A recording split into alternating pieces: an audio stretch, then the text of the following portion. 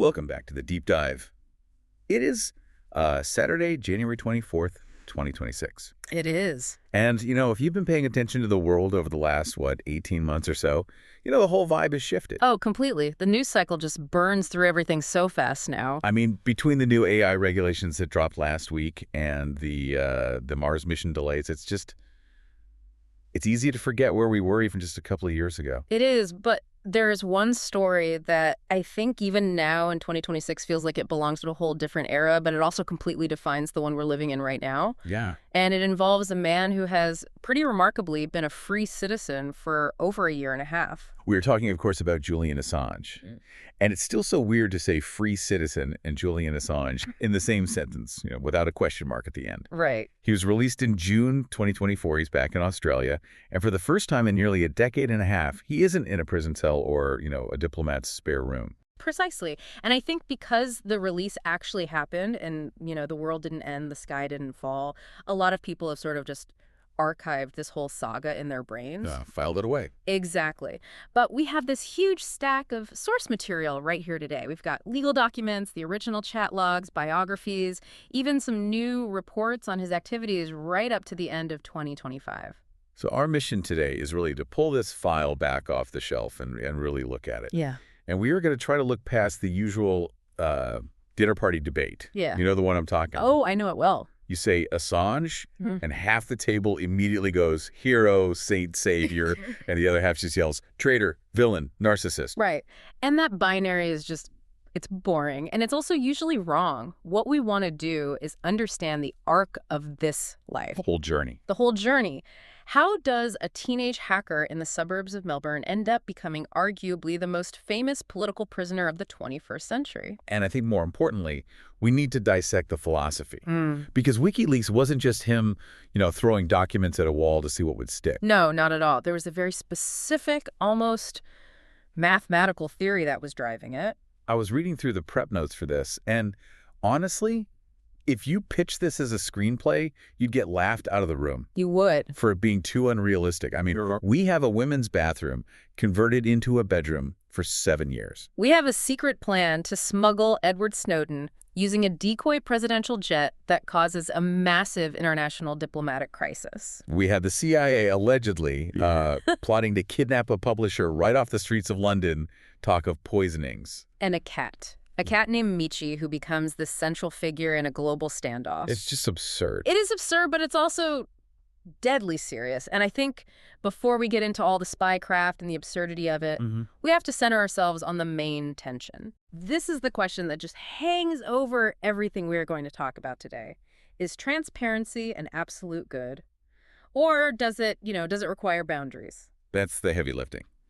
But let's start with the origin story, because you really can't understand the guy who walked out of that courtroom in Saipan in 2024 unless you understand the kid who was literally running in Australia in the 1970s. Literally running. Yeah. Julian Assange was born Julian Paul Hawkins in Townsville, Queensland, back in 1971. And, looking at all the biographical data, unstable doesn't even begin to cover his childhood. I'm looking at this map in our notes of his childhood movements. 30 towns. He lived in over 30 different towns before he's an adult. That's not just moving for work, that's fleeing. He was fleeing. Yeah. His mother, Christine, was a visual artist, very nonconformist, part of that whole counterculture wave. She separated from Julian's biological father very early on. Okay. But the real chaos, the real running, started when she got into a relationship with a man named Leif Meinel. Sometimes he went by Leif Hamilton. And this Meinel character, this is where he's really sinister. Very. Meinel was deeply, deeply associated with a cult called The Family. Oh, I've heard of them, the Australian group. That's the one. Notorious group led by a woman named Anne Hamilton Byrne. They were known for, horrific stuff, dyeing children's hair blonde to make them look like siblings, dosing them with LSD. Just awful. Truly awful. And so when Christine's relationship with Meinel collapsed, she became absolutely terrified that he would use the cult's influence and connections to take custody of Julian and his half-brother. So they go underground. For years, they were essentially on the run, moving at night, constantly changing names, never staying in one place long enough to be tracked down. Wow.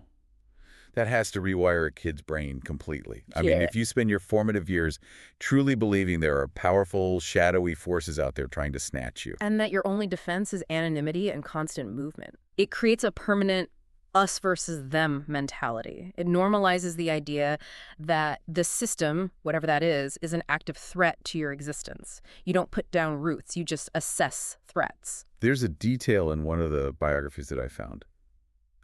Just fascinating.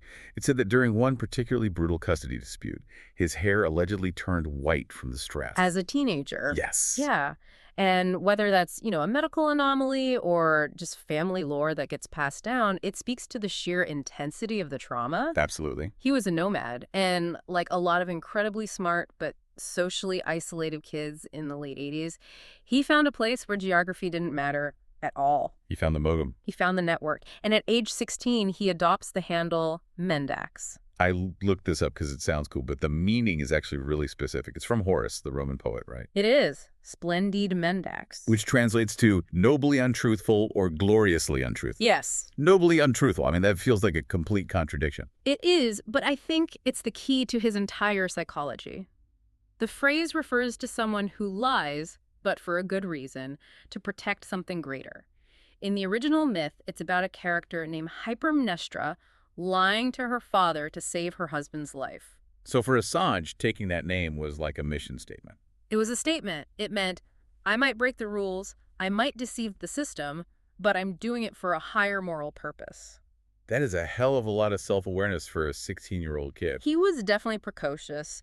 He links up with two other hackers. Their handles were Trax and Prime Suspect, and they form a group they call the International Subversives. Okay, but I want to be clear here. Reading the notes, this wasn't like a ransomware gang. No. They weren't locking up hospitals and demanding Bitcoin. Not at all. They had a code. The notes mention it. They had these ethical rules they followed. What were they? Rule 1, don't crash the systems you hack into. Rule 2, don't change or damage the data. And Rule 3, share the information. So it was about exploration. It was about seeing what was behind the curtain. Exactly. But they weren't, peeking behind the curtain of the local grocery store. They were hitting some really heavy targets. The heaviest. We're talking about Milnet. The U.S. Military Command Network. They were inside Nortel, the Canadian telecom giant. And there are even some pretty strong indicators that Assange was involved in the infamous wank hack at NASA back in 1989. Okay, I have to ask. The wank hack. What was that? It stood for Worms Against Nuclear Killers. Oh, okay. It was a protest worm. It infected NASA's computers right before the launch of the Galileo spacecraft, which was carrying plutonium. The worm just flashed this message on all the screens protesting the nuclear payload. So even then, the technical skills were always married to some kind of political activism. Always. But you can only ghost your way through military networks for so long before your luck runs out. And it runs out in 1991. It does. The Australian Federal Police had formed this special task force called Operation Weather. They'd been tracking the phone lines for months. They finally raided his home in Melbourne while he was physically online, hacking through a modem. That is the classic nightmare scenario for a hacker. You hear the door get kicked in, you try to pull the plug. Too late. He was charged with 31 counts of hacking. The legal process just dragged on until 1996. And he eventually pleaded guilty to 24 of those charges. He did. Now, in 2026, if you plead guilty to hacking the U.S. military, you are going away for a very long time. A decade. Easy. But this was 1996. A completely different world. And the judge was incredibly lenient. He looked at this, bright, obviously troubled young man with a severely disrupted childhood, and he concluded there was no malicious or mercenary intent. So he basically said, you were just curious. Pretty much. Assange got a small fine and a good behavior bond. He walked. That moment feels like such a fork in the road. I mean, if he'd gone to jail back then, maybe he comes out broken or at least scared, but he just walks away. He walks away completely validated. Think about the lesson he learns from that. I can read the general's emails. I can see how power really works behind the scenes. I can outsmart all the authorities. And even when they finally catch me, they can't really hurt me. It just reinforced his belief that he was smarter than the system. Totally. So he survives the hacking era. He enters the 90s and the early 2000s, and the internet is changing. It's becoming more corporate, more controlled. And this is where he finds his tribe, the cypherpunks. This is such a critical part of the story. The cypherpunks were, on one level, just a mailing list, but really they were a movement. Mathematicians, cryptographers, really heavy thinkers, people like Tim May and Eric Hughes. And their core belief was that the internet was on a path to becoming this massive surveillance machine, unless we actively built tools to stop it. That was the mission. And their slogan, or at least the slogan that Assange popularized, is really the mantra for this entire story. Privacy for the weak, transparency for the powerful. It's the perfect distillation of his worldview. Most people think privacy and transparency are, opposites. Right, like a spectrum. But Assange argues they are tools, and they should be applied based on who has the power. If you are a regular citizen, you deserve absolute privacy, absolute encryption. The government shouldn't know who you talk to. But if you are the state, Yeah. if you're a massive corporation, Then you deserve zero privacy. You should be made of glass. Everything you do should be visible. and it's out of this whole philosophy that he writes an essay in 2006, State and Terrorist Conspiracies. Yes. And in it, he proposes this idea he calls the secrecy tax. This is a concept that I think gets glossed over a lot, but we really need to unpack it. What exactly is the secrecy tax? So it's a mechanism he theorized could be used to destroy conspiracy, and he defines a conspiracy very broadly. It's not just, guys in trench coats. It's any group of people acting in secret to do something the public wouldn't approve of if they knew. So that could be a terrorist cell, or it could just be a corrupt board of directors at a company. Exactly. So the question is, how do you break them? Right. His theory was, you don't just expose the one bad thing they did. You attack their ability to think. Their ability to think. What does that mean? Okay, let's use an analogy. Imagine a corrupt company. To be corrupt efficiently, the CEO needs to be able to email the CFO and say, hey, let's go ahead and hide this debt in the offshore account. Right. They need quick, efficient, open, internal communication to plot. They do. Now, imagine WikiLeaks gets all their internal emails and dumps them onto the internet. What happens next? And the CEO gets terrified. The CEO is terrified. He thinks, I can't email the CFO anymore. That might leak. So they stop using email for anything sensitive. They start having to meet in person. Which is slower. Much slower. Then they get paranoid that the meeting room might be bugged, so they start meeting in the park. Then they start getting paranoid about each other. Who's the leak? So the communication just slows down to a crawl. The bandwidth of the conspiracy, as he calls it, just drops. Exactly. They become stupid. They become inefficient. That inefficiency is the secrecy tax. So Assange's goal wasn't just to inform the public. It was to force these unjust organizations to pay such a high tax on keeping their secrets that they would eventually just collapse under their own paranoia and inefficiency. That is, it's weaponized psychology. It's not just journalism. It is active sabotage. It is. It's an information weapon. Yeah. And in 2006, he launches WikiLeaks to be the delivery system for that weapon. And at first, it's, relatively small stuff.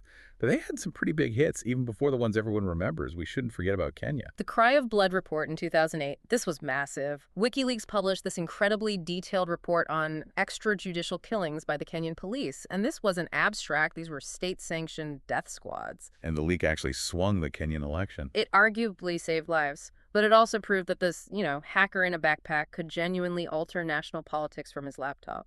And then there was the Bank Julius Baer case.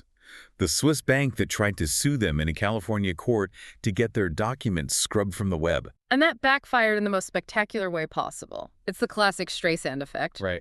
By trying to censor WikiLeaks, the bank basically put up a giant neon sign for the entire world that said, hey everyone, WikiLeaks has something really juicy on us. It made the site famous overnight. And it's during this time that Assange starts talking about this idea of scientific journalism.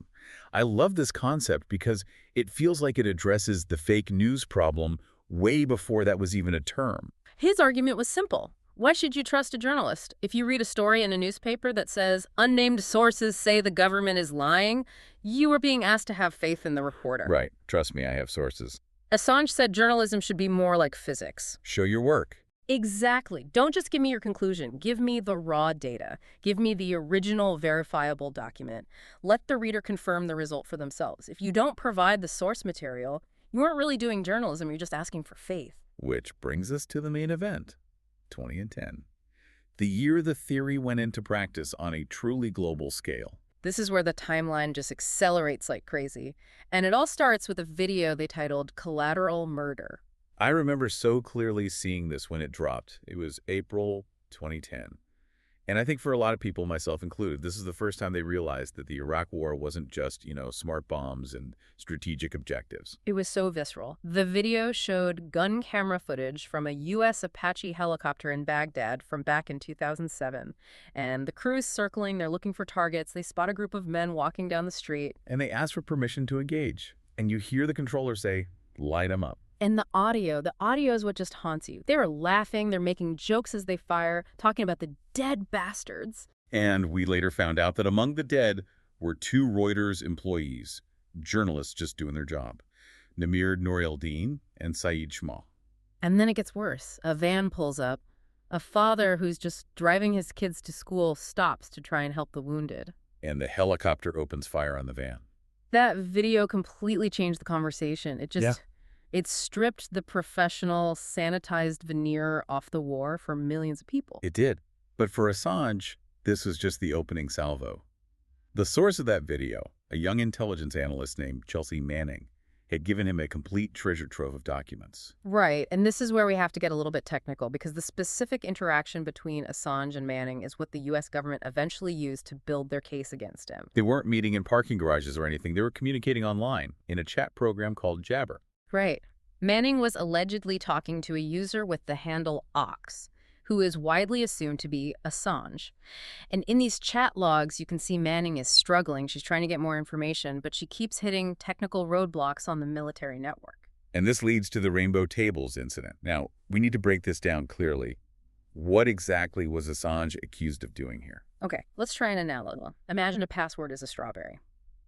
When a computer stores your password for security, it doesn't store the strawberry itself. It puts the strawberry in a blender and turns it into a smoothie. Okay, this is called hashing. Right. You have a pink smoothie, and the important thing is you can't turn that smoothie back into the original strawberry. It's a one-way process. Got it. But if you had a massive recipe book that showed you the smoothie version of every single fruit in the world, you could look at your pink smoothie, check the book, and say, aha, that smoothie matches the recipe for strawberry.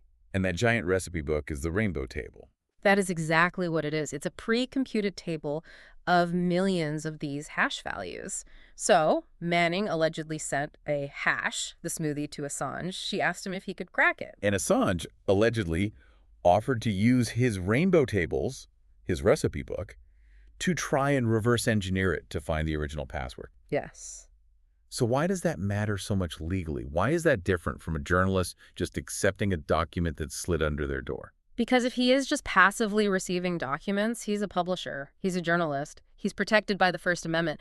But if he is actively helping her crack a password to break into a new part of the system, or maybe to cover her tracks, then he's an active participant. He's a co-conspirator. He's a hacker again. That was the computer intrusion charge. That was the hook the Department of Justice hung their entire case on for years. So after the video, we get the war logs, hundreds of thousands of field reports from Iraq and Afghanistan, and then Cablegate. 250,000 diplomatic cables. It was the inner monologue of the U.S. empire.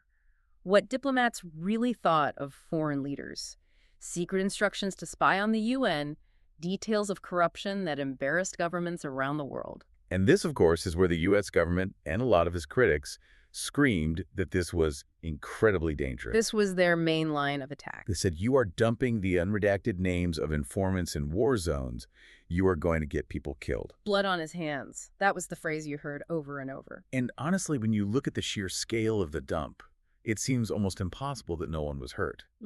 You can't expose that many secrets without some kind of collateral damage. It's a very fair assumption, and redaction was a huge struggle. WikiLeaks was completely overwhelmed by the volume of data. But we have to look at the evidence that actually came out in court years later. Okay. In 2013, during Chelsea Manning's sentencing, a brigadier general named Robert Carr led a huge task force specifically to find and document the damage. He was there to prove the harm. And what did he find? Under oath, in court, he admitted that they could not identify a single specific individual who had been killed as a direct result of the WikiLeaks disclosures. Wait, really? After all those headlines about blood on his hands, the Pentagon's own investigation couldn't name one person. Not one direct casualty. Now, to be fair, he did argue that people had to be relocated, operations were disrupted, and there was a chilling effect on sources wanting to talk to the U.S., but an actual body count, it wasn't there. That is wild. But there was a moment where a batch of unredacted cables did get out, and that wasn't entirely WikiLeaks' fault, right? This was the password debacle. Oh, this is a comedy of errors. A journalist from the Guardian newspaper, David Lee, wrote a book about his time working with Assange. And in the book, he just published the password to an encrypted file of the cables that Assange had given him. He apparently thought the password was temporary and would have expired. It wasn't temporary. It was the master key. So once the book was out, anyone in the world who had a mirrored copy of that encrypted file could now open it. Assange was furious. He argued that he was forced to release the full, unredacted archive because the protection had been blown by the mainstream media he was working with. It definitely complicates the reckless publisher narrative when the supposedly responsible journalists were the ones who leaked the password in a book. It does. So it's late 2010. Assange is a global icon, hero to some, villain to others. But the net is tightening. And then comes Sweden. The sexual assault allegations. 2 women in Stockholm. We need to be careful here, but also clear, the allegations were serious. They were very serious. One woman accused him of initiating sex with her while she was asleep.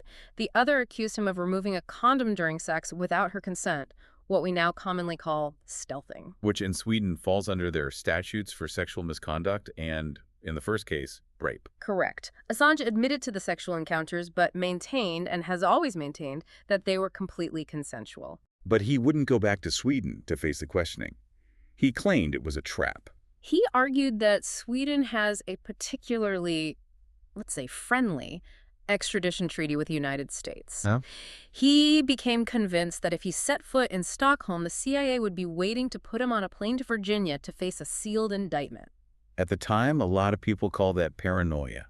They said he was just using these very serious allegations as a shield. The narrative was, oh, he's just trying to dodge the rape charge. And it looked that way to many people. But given that we now know there was a sealed indictment waiting for him in the U.S., and given what we now know about the CIA's intense interest in him, his fear of extradition wasn't exactly a delusion. So he runs. He breaches his veil in the U.K., and on June 19, 2012, he walks into the Ecuadorian Embassy in London. And he doesn't come out again for 7 years. Let's talk about the reality of those 7 years. Because I think people imagine he was, living in some plush diplomatic suite, drinking wine and holding court. It was the space station. That's what he called it. The space station. Yeah. He was living in a converted ground floor office in Knightsbridge, one of the busiest parts of London. He had no outdoor space, no balcony, no fresh air. The notes here say he lived in a converted ladies' toilet. For a significant amount of that time, yes.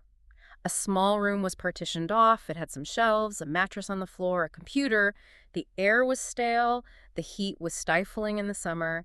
He had a sun lamp because he went years without any direct sunlight on his skin. That breaks a person. I honestly don't care how tough you think you are. 7 years without seeing the sky. It's a form of sensory deprivation, and yet, from that little room, he kept working. In fact, he pulled off one of his biggest and most audacious operations from inside the embassy. The Snowden rescue in 2013. This story is just bonkers. Edward Snowden is in Hong Kong. He's just leaked the NSA files, and the U.S. government canceled his passport. He's stranded.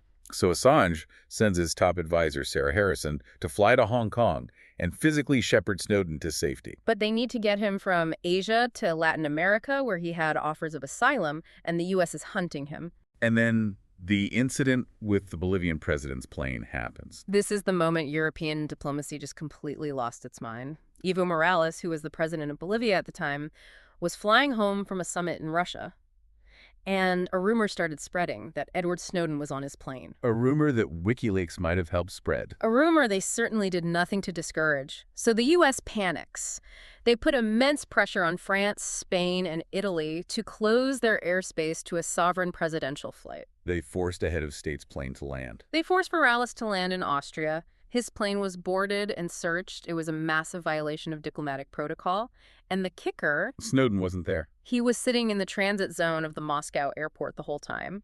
Assange later basically admitted they used the presidential jet as a decoy to distract the U.S. hunters while they figured out Snowden's next move. That is some Cold War-level deception. But it must have made the U.S. government absolutely furious. Apoplectic. Yeah. And I think that anger really boiled over in 2016. The U.S. election, the DNC emails, the John Podesta emails.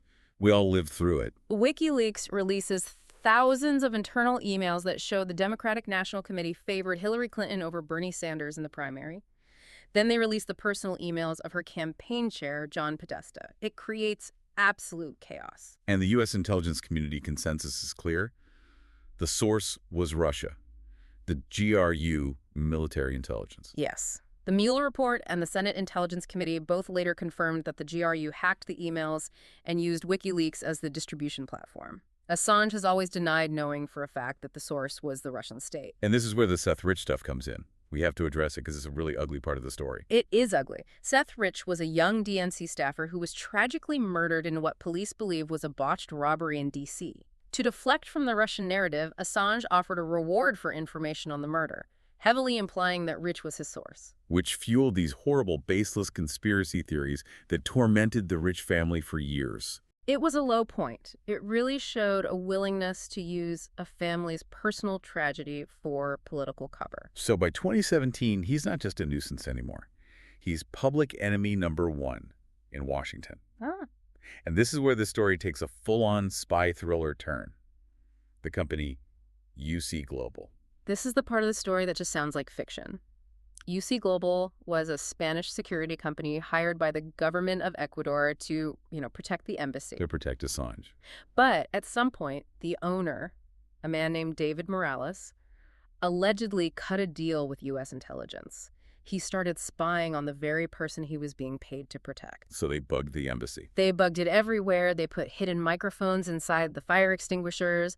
They bugged the women's restroom, the very room where Assange was holding his most sensitive, privileged legal meetings with his defense lawyers. Which means the U.S. government was almost certainly listening in on his conversations with his own defense team. Exactly. Which in a normal case would be grounds to throw the whole thing out of court. Yeah. That gets even darker. There were reports, which were later discussed in court, that the CIA, under its director Mike Pompeo, was actively discussing options for dealing with Assange. Options like kidnapping him. Kidnapping him, getting into a shootout with British police on the streets of London if they had to. Poisoning was mentioned. That was discussed as a possibility. But for me, the single creepiest detail of this whole thing is the diaper. The diaper. So Assange had secretly started a relationship with one of his lawyers, Stella Morris, and they secretly had 2 children together while he was trapped inside the embassy. UC Global suspected this. Okay. And they allegedly came up with a plan to steal a used diaper from one of the babies when Stella visited so they could run a DNA test to prove paternity for their contacts in U.S. intelligence. That is, for a guy whose entire motto is privacy for the weak, that is the ultimate violation. Stealing a baby's DNA. It just shows you the level of obsession. They wanted any leverage they could get. But eventually, the walls just started to fall in. The government in Ecuador changed. The new president, Lenin Moreno, wanted to patch things up with the U.S. And Assange was being, well, a difficult house guest. To put it mildly, there were complaints about him skateboarding down the narrow corridors. He was reportedly rude to the embassy staff. And then there was his cat, Michi. Justice for Michi. The embassy actually issued a formal diplomatic memo warning Assange that if he didn't start cleaning the litter box and feeding the cat properly, they were going to confiscate it and put it in a shelter. Wow. It sounds funny, but it shows you how completely degraded the situation had become. He wasn't a political guest anymore. He was a squatter they couldn't get rid of. And on April 11, 2019, the asylum is finally revoked. The British police are formally invited inside. We all remember that footage. Him being dragged out, looking 20 years older than he was. Long white beard, pale, shouting, holding a copy of a Gore Vidal book. And he goes from the space station straight to Belmarsh. HMP Belmarsh, one of Britain's highest security prisons. It's for terrorists, murderers, and Julian Assange.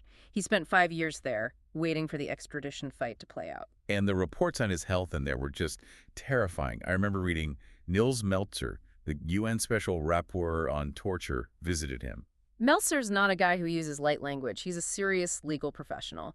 And he said Assange showed all the classic symptoms of prolonged psychological torture. This is the constant stress and isolation. Exactly. And then in 2021, his wife reported he had suffered a mini stroke. It really looked like he was dying in there in slow motion. All while fighting extradition to the U.S. to face a potential 175 years under the Espionage Act. And that was the legal red line for so many press freedom groups. The U.S. charged a publisher under the Espionage Act, and journalists everywhere panicked. Because if you can charge Assange for publishing classified information, what stopped you from charging the editor of the New York Times or the Wall Street Journal? It effectively criminalizes the act of investigative journalism itself.